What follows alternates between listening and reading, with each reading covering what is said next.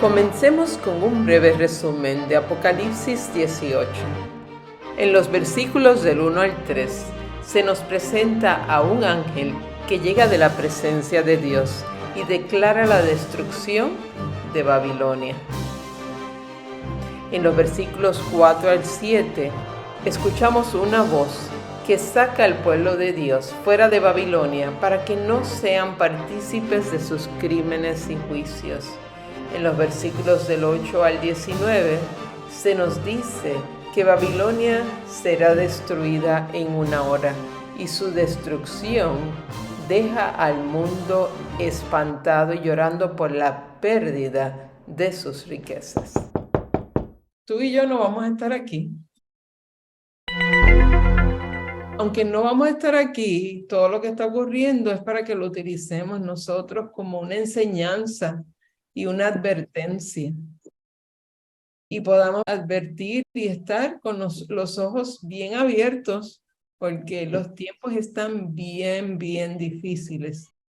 Hay una parte en la Biblia que dice, pobre los que estén criando hijos en esta época. A la verdad que es bien difícil. Los tiempos están malos. También malos, ¿sabes? Y nosotros estamos en el medio de estas situaciones que están empezando a ocurrir y que asustan. Estamos contra, ¿verdad? Contra potestades del maligno, en ataque constante. Así que, ¿sabes? Nosotros no podemos dejar de perder esa armadura que la tenemos que tener todo el tiempo puesta para evitar que esos dardos del enemigo nos lleguen. Vamos a ir a Apocalipsis 18:20. Alégrate sobre ella. Cielo y vosotros santos apóstoles y profetas, porque Dios os ha hecho justicia en ella.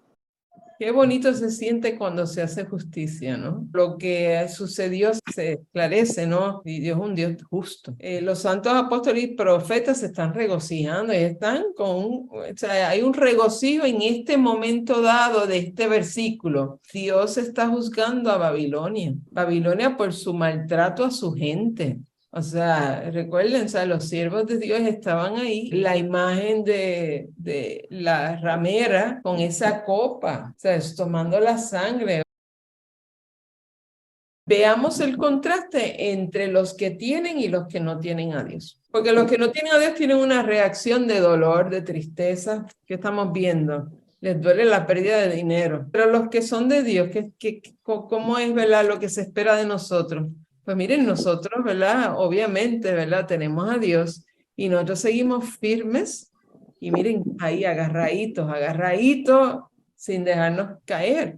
Pero estamos ahí como está esa foto, ¿no? Ahí arribita, que está la flor, que hasta cierto punto, ¿verdad? Todas esas piedras que están ahí, aunque la flor está dejándose notar entre todo lo que está ahí. Así, ¿verdad? Es el contraste entre el que tiene y el que no tiene a Dios. Tiene que florecer, tiene que florecer. Y en los momentos difíciles, en los momentos de la tentación, porque va a venir, nosotros tenemos que entender nuestros puntos de debilidad. Hoy yo daba clase en la iglesia y Benjamín, gracias porque, ¿verdad? Me proveíste un poquito de lo del IT, el ego y el superego. Y lo discutimos y lo traímos. Yo creo que en la iglesia a veces tenemos que hablar de estos temas y yo les decía, miren, le estoy trayendo este tema no porque yo sea una experta en esto, porque yo no lo soy, pero es importante que lo entendamos porque el mundo y nuestros hijos están constantemente leyendo piezas de información y si no nos instruimos, ¿cómo vamos a luchar? La lucha se da entre el id y el superego. Es como si viéramos una cuerda con dos extremos opuestos. El id es, como yo te decía, el niño pequeño que hace, ¿verdad? Porque tiene hambre. El hambre es algo instintivo en el ser humano. Si no llora, por ejemplo, no puede decirle a la mamá pues que esa es la manera de comunicar que tiene esa necesidad biológica de alimento. Es meramente biológico, no tiene nada que ver con las emociones, no tiene que ver con si está enfermo, tiene hambre y lo que el cuerpo dice, a llorar y te va a callar dando comida. Entonces, eso es el IT. Satisfacer ese deseo que no tiene nada que ver con la emoción, es menos deseo, puro deseo. Se aplica también al deseo banal y salvaje que el ser humano va a tener, que es todas aquellas reglas con las que nosotros aprendemos a vivir y que de alguna u otra forma internalizamos o se nos imponen. Las reglas de convivencia, puede ser lo que la sociedad espera de mí o los roles establecidos por la sociedad. Estos dos puntos, el IT y el superego, entran constantemente en conflicto de lo que yo quiero hacer, pero lo que no me permite hacer, los límites que me deja el entorno en donde estoy. Entonces, ¿qué sucede? Hay una negociación que se da gracias al ego. Entonces, el ego es esa expresión de nuestra personalidad que es el resultado de esa negociación. Eso que yo veo, al fin y al cabo, es mi personalidad, que es yo soy el resultado de esa negociación entre lo que quiero hacer y lo que no debo hacer. Entonces, Amén. A veces triunfa uno, a veces triunfa el otro, pero eso es lo que al final y al cabo expresa la personalidad, lo que nos diferencian unos a otros. La decisión esa que tomamos. El IT lo voy a describir como la carne, ¿no? Esa parte de la carne, ¿no? Que tanto nos habla la Biblia, los deseos de la carne. Están ahí constantemente presentes. Pablo nos los dice, pero es que lo que yo quiero hacer no hago y lo que hago no hago. Entonces, este juego de ese ego que es mi personalidad, que es el resultado del balance entre el IT y el superego, es importante que yo alimente mi superego con esas reglas. Y mira, con esto, con la palabra del Señor, porque aquí están los principios de vida. Entonces, si yo tengo esos principios aquí, y todas las mañanas yo me levanto y leo el principio, y leo el principio, y leo el principio, mira, rato, eso está tan dentro, impregnado dentro de mi mente, que yo solito me voy a dar cuenta cuando algo qué debo de hacer y qué no debo de hacer. ¿Por qué? Porque está aquí, en mi mente. Entonces yo puedo controlar mi carne, o sea, ya la carne la puedo sujetar a lo que yo sé que es correcto y no. Una vez yo oía un testimonio de alguien que era adicto a la pornografía y él decía que él había logrado alcanzar ¿verdad? Esa liberación, pero eso no quitaba que no podía, él tenía que mantener una protección contra eso, y él, para hacerlo, él iba a un hotel, cuando se quedaba en un hotel decía, ustedes los canales tales no me los van a poner, o sea, no quiero nada de eso, para no tener la tentación de caer, y nosotros, ¿verdad? Como cristianos tenemos que estar en eso. Les traía ese detalle por la parte de lo que tenemos nosotros los cristianos y cómo nosotros manejamos versus el que no tiene a Dios, que no tiene ni ese conocimiento de esos principios, ni esa base bíblica, y se va al garete haciendo las cosas que piensa que son correctas. Y él piensa que eso es lo correcto, pero no necesariamente. Mientras que nosotros, cuando leemos y estudiamos la Biblia, sí tenemos una idea de lo que es lo correcto y vamos hacia esa meta. Babilonia ha cosechado el juicio debido a sus injusticias al pueblo de Dios. Y quería que viéramos Santiago 5 del 1 al 6, cómo Dios viene contra los opresores. Vamos ahora, ricos, llorad y aullad por las miserias que os vendrán. Vuestras riquezas están podridas y vuestras ropas están comidas de polilla. Vuestro oro y plata están enmohecidos, y su moho testificará contra vosotros, y devorará del todo vuestras carnes como fuego. Habéis acumulado tesoros para los días postreros. He aquí clama el jornal de los obreros que han cosechado vuestras tierras, el cual por engaño no les ha sido pagado por vosotros. Y los clamores de los que habían cegado han entrado en los oídos del Señor de los ejércitos. Habéis vivido en deleites sobre la tierra y sido disolutos. Habéis engordado vuestros corazones como en día de matanza. Habéis condenado y dado muerte al justo, y él no os hace resistencia. Pienso, esta era de los cristianos cuando los ponían en el circo romano y los tiraban a los leones. Wow, ¿sabes? Como ese sacrificio, ¿no? Y ellos no hacían resistencia, ¿sabes? ¿Por qué? Porque pues nosotros sabemos a dónde vamos versus el que no sabe. El que no sabe pues se desespera porque no sabe, pero el que sabe a dónde va, sabe que todas las cosas son para bien. Y por esa razón, ¿verdad? No hace resistencia. Pero fíjense lo claro que dice, ¿verdad? Vamos ahora ricos, llorad y aullad por las miserias que os vendrán, porque el juicio viene. Y el que hace el juicio es Dios. Así que Dios viene contra esos opresores y por esa razón, en el caso de Babilonia, Dios viene con todas sus fuerzas en ese juicio final. Mi hermano me envió una información referente a las tasas de interés que estaban aumentando. Yo no sé si ya habían aumentado, no recuerdo ahora bien, en los Sí. Estados Unidos para las personas que tienen tarjetas de crédito. Estaban hablando específicamente de eso. Y me estaba diciendo que esa decisión que estaba tomando el gobierno obedecía a la necesidad de una meta que ellos habían fijado, y estamos hablando del gobierno de los Estados Unidos, de una Sí. meta que se ha fijado el gobierno para reducir la inflación. Entonces yo dije, pero qué cosa, ¿no? Tienen que subir la tasa de intereses a la gente que trabaja, poder entonces que clase media no deje que el gobierno, que el país se vaya a una recesión, a una situación económica desfavorable, y es así ya de la opresión a una clase que ya está golpeada, porque aumentar las tasas de intereses a lo que ya actualmente estaba, ya era golpear a la clase media, pero es como lo que ¿no? O sea, Sí. uno aguanta callado porque uno no puede decir más nada, y yo a mí ¿qué me toca? Pagarlo, porque es lo Sí. que me toca hacer. Si me lo aumentan, pues modo, lo tengo que hacer. Y lo que tú estás leyendo acerca es específicamente ricos opresores, que me imagino que para que sean opresores son gente que tiene algún tipo de poder, ¿no? Sí. Tiene dinero y tiene poder. Y de alguna manera tener dinero y poder te quita esa sensibilidad y esa empatía a la necesidad o la capacidad de ponerte en los zapatos de aquel a quien le vas a quitar ese dinero. Lo que pasa es que en el capitalismo, ¿verdad? Todo se basa de oferta y demanda. Y entonces, si hay mucho dinero, si la gente tiene mucho dinero, causa una inflación.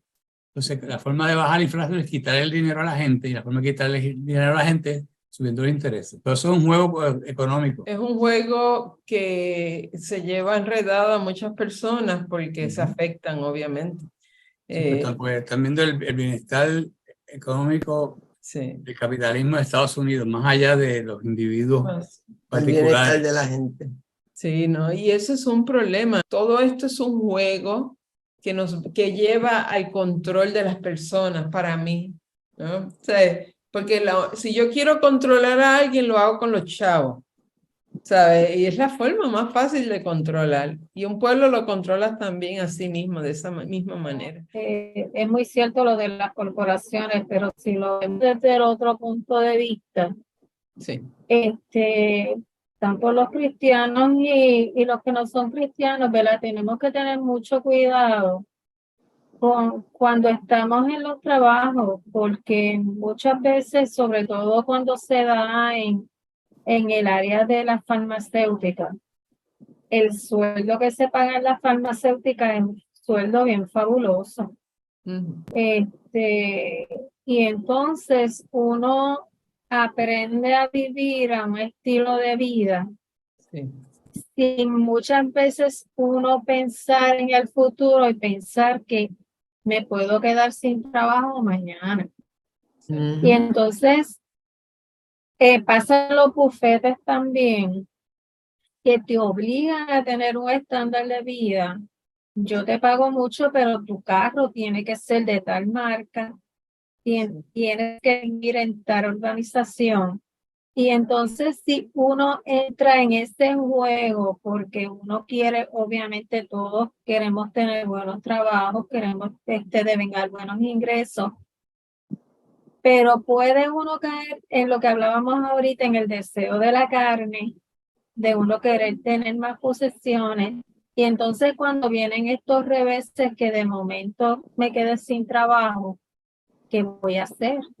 Porque tengo una casa muy cara, tengo un carro muy caro, y entonces no voy a poder afrontar todas las situaciones que me van a venir encima. Y pasa también con los hijos, lo quiero tener en el mejor colegio, lo quiero tener. Entonces como que uno sigue en esa carrera sin uno pensar en qué va a pasar mañana. O sea que, como decía Benjamín los otros días, con el guardar la riqueza y demás, hay que ser prudente también en ese tipo de cosas. Si uno tiene su buen trabajo, aleluya, qué bueno que uno lo tiene, pero uno pensar que las cosas no van a ser eternas. Claro. Y uno pensar, ¿verdad? Que pues voy a actuar con prudencia, si puedo tener aquí, pues voy a llegar.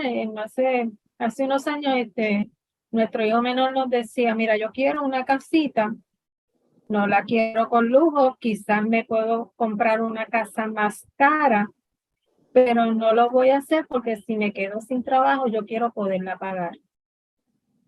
Y yo vi su sabiduría en eso. Yo dije, mira, él está pensando bien, porque él dice, yo puedo pagar una más cara, pero no lo voy a hacer porque si me quedo sin trabajo, ¿qué va a pasar? Si a mi esposa le pasa algo y no puede trabajar, ¿qué va a pasar?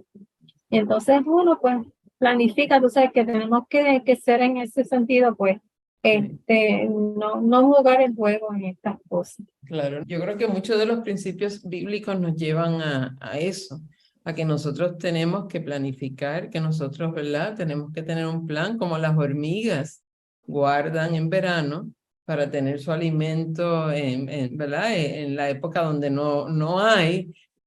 Nosotros tenemos que seguir, ¿verdad? Ese mismo patrón de guardar para cuando no haya. Y tampoco, ¿verdad? Irnos más allá de lo que debemos consumir, porque pues puede ser un desastre. Puede ser un desastre a nuestra vida económica, ¿no? Y espiritual también, porque hasta podemos renegar las personas, ¿verdad? Que piensan que el castigo viene de Dios y pues hay que tener mucho cuidado. Bueno, pero regresando a Apocalipsis 18, vamos a leer 18:21. Y un ángel poderoso tomó una piedra como una gran piedra de molino y la arrojó en el mar diciendo, con el mismo ímpetu será derribada Babilonia, la gran ciudad, y nunca más será hallada. Volvemos a ver el mismo ángel poderoso que ahora está tirando esta piedra de molino. Yo puse ahí, ¿verdad? Un simulado de una piedra gigantesca. Y sabemos que si esa piedra cae dentro de ese mar, esa piedra va a desaparecer, yo no la voy a poder ver. Así que eso nos recuerda lo súbito, lo violento y lo eternal de esta destrucción de Es Babilonia. una destrucción total.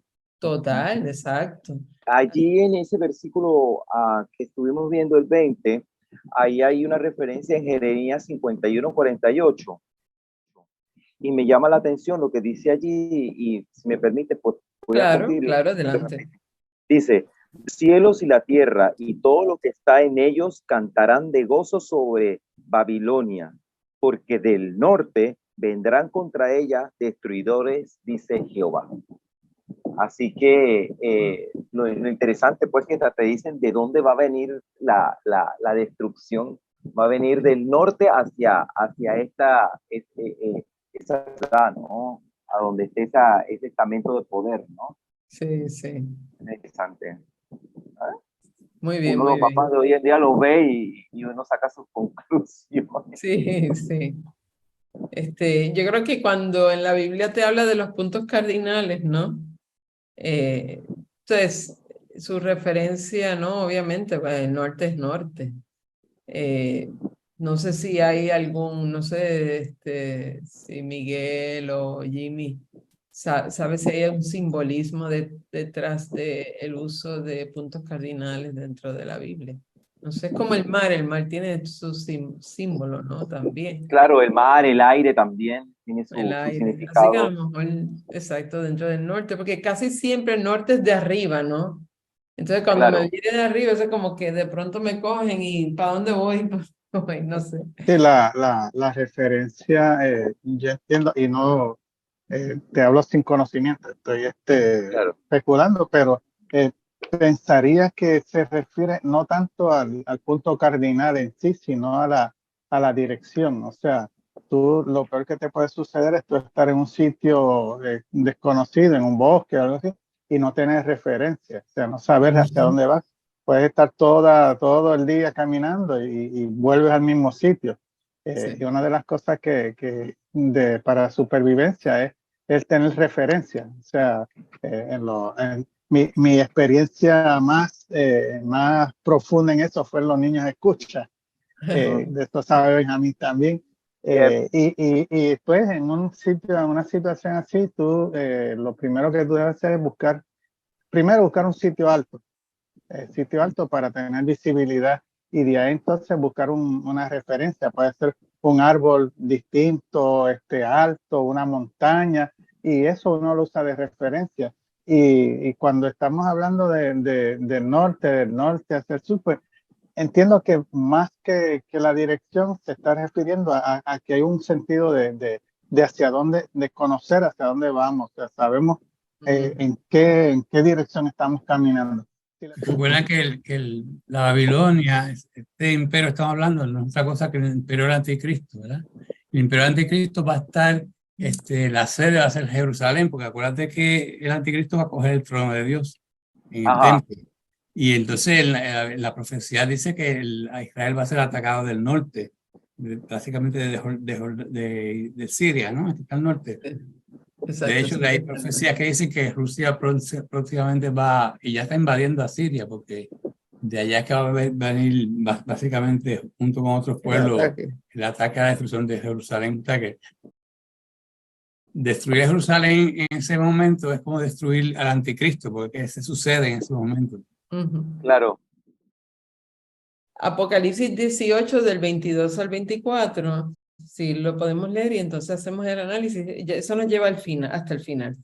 Nunca más se oirá en ti el sonido de las arpas, los cantantes, las flautas y las trompetas. No se encontrarán en ti ni artesanos ni comercio, ni se volverá a oír el sonido del molino. Nunca más brillará en ti la luz de una lámpara, ni se oirán felices voces de los novios y las novias, pues tus comerciantes eran los grandes del mundo y tú engañaste a las naciones con tus hechicerías.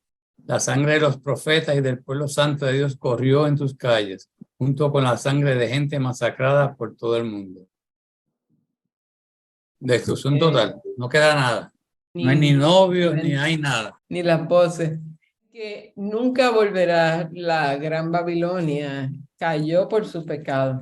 Y así le pasa al ser humano. Babilonia es la ciudad de Satanás. Está desolada y silenciada para siempre. Cuidémonos de aquellos que en sus mensajes contradicen lo que Dios dice en su Biblia. Estamos recibiendo muchos mensajes de todo tipo, pero tenemos que analizar contra la palabra las cosas que contradicen lo que Dios dice en su Biblia. Cuando hablamos de Babilonia, estábamos hablando de una falsa religión, o sea, y estábamos viendo desde esa perspectiva, ¿no? Era falsa religión. Entonces, si es una falsa religión, quiere decir que es una religión que viene disfrazada como que tiene una ensalada de cosas, muchas de las cuales son ciertas, son bíblicas, pero muchas otras no lo son. Pero entonces es ahí donde la gente, bueno, los que se quedan, pues buscar también más del Señor, los que se quieran ir, porque si no se los va a llevar enredados. O sea, ya a esta altura del campeonato nosotros estamos seguros no lo vamos a vivir, pero sí es importante enseñarle a la gente lo importante del discernimiento, ¿no? Dentro del cristiano, para poder yo reconocer qué es lo que el Señor espera de mí y qué es lo que no espera, qué es lo correcto y qué es lo que no es. Pero la única manera de que eso se active en mí es que yo deje que el Espíritu Santo actúe en mi vida. O sea, si yo no lo dejo y yo estoy tomando decisiones todo el tiempo, y me acostumbro a vivir de mi intuición y de mis decisiones, pues mal puede quedar la historia de mi vida. No, y el Espíritu Santo mora dentro de nosotros y hay veces que se silencia. Nos está diciendo y no, esto no puede ser. O sea, Lo que pasa es que en esos tiempos ya la mente está cegada, o sea, y ya no existe ese trabajo individual del Espíritu Santo. La gente está sola realmente y están ya en un mundo dominado por el anticristo, tanto religioso como político, económico, etcétera. Sí, esta fuerza está actuando ahora. Mientras tú y yo estamos hablando en este momento, esa Sí. fuerza sigue enredando gente. Y nosotros estamos constantemente bombardeados con un montón de ideologías nuevas. Está la ideología de género, están tratando de buscar unificarse los países para poderlo, bueno, buscar un mayor poderío, mayor alcance, mayor control, mil cosas, ¿no?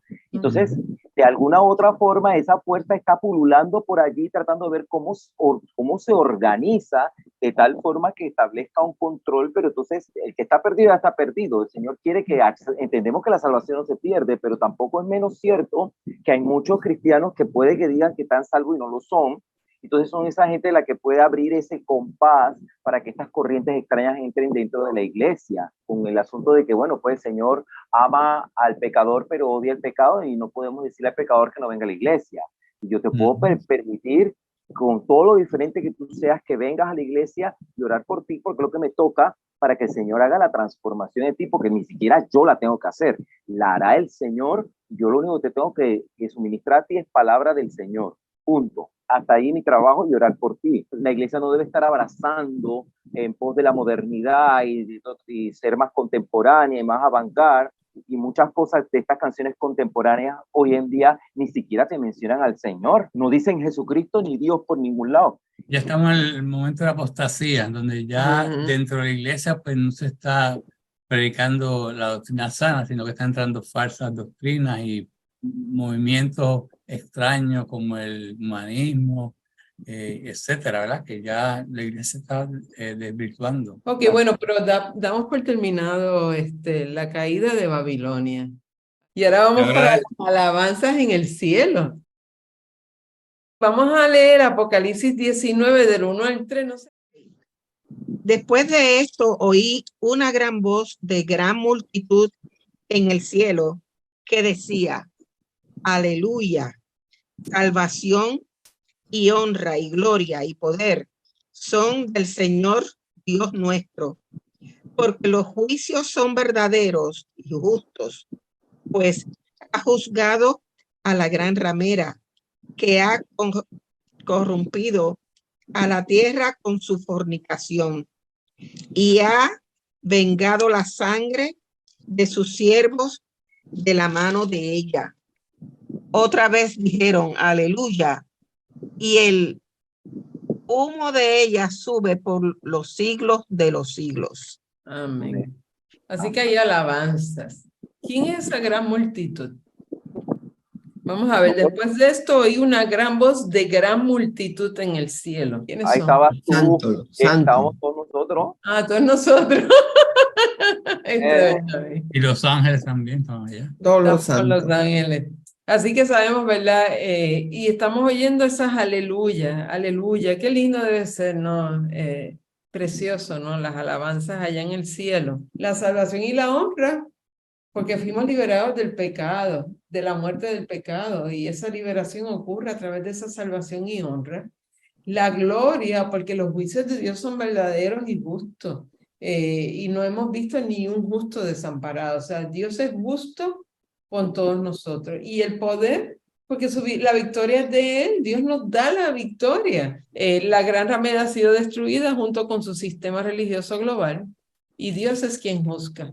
Y si vamos a Romanos 12:19, dice: no os venguéis vosotros mismos, amados míos, sino dejad lugar a la ira de Dios, porque escrito está: mía es la venganza, yo pagaré, dice el Señor. Así que como es la venganza del Señor, no la vamos a hacer nosotros, sino que Él.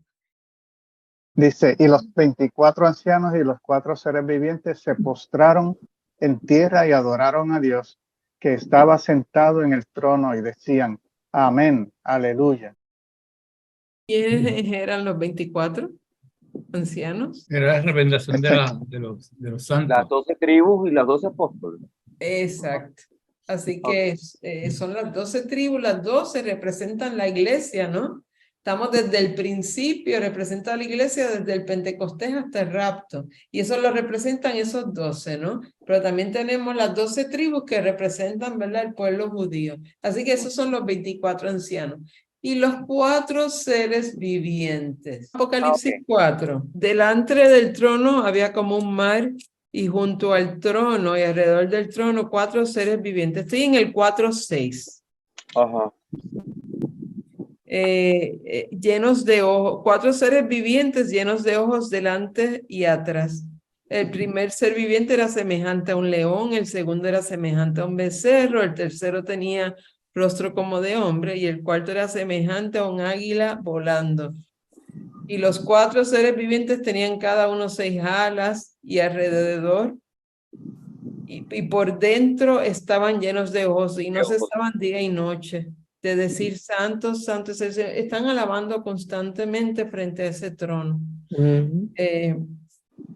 Y era parte del proceso de la adoración y estaba junto. O sea, estamos regresando otra vez a la imagen, no de lo que estaba en este capítulo 4, la estamos empezando a ver en este capítulo 19 porque es la alabanza en el cielo. Así que dentro de ese grupo de personas, ¿no?, están estos ancianos, están estos 4 seres vivientes, que es una representación, ¿no? Y entonces está el trono y está, ¿verdad?, sentado Dios en ese trono y la alabanza es a Él.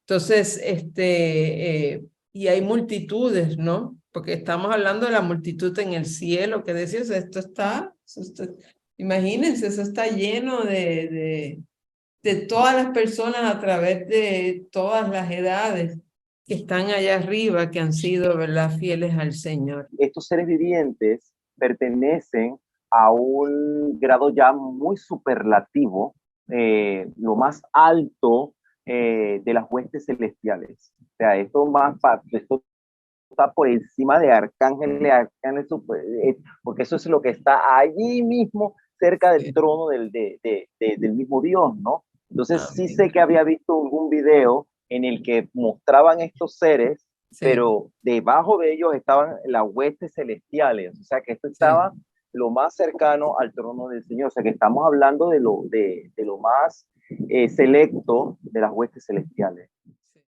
Voy a leer el 5.